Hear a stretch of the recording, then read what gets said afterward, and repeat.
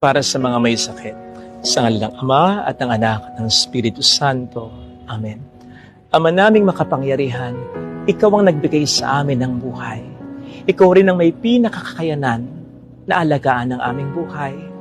Ano man ang pag-iingat na gawin namin, masustansya man ang mga pagkain na kinakain namin, sapat man ang oras ng mga pahinga namin, dekalidad man ang mga gamot, pati na mga bitaminang iniinom namin, magagaling man ang mga doktor na tumitingin sa amin, ikaw pa rin ang may pinakakayanang magdugtong at mag-alaga sa buhay namin.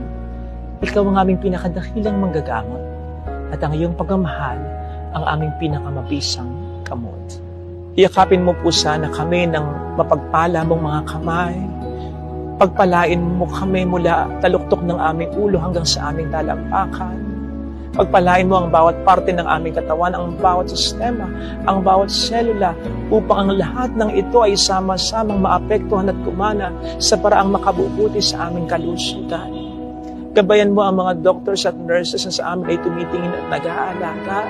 Maibigay nawa nila sa amin ang mga tamang payo at gamot. Kumalaw ka sa pamamagitan nila at yun ay maramdaman namin upang hindi man mawala ay mabawasan ng malaki ang aming mga takot at pag-aalala. Sinabi mong kami magtiwala sa iyo. Tulungan mo po kami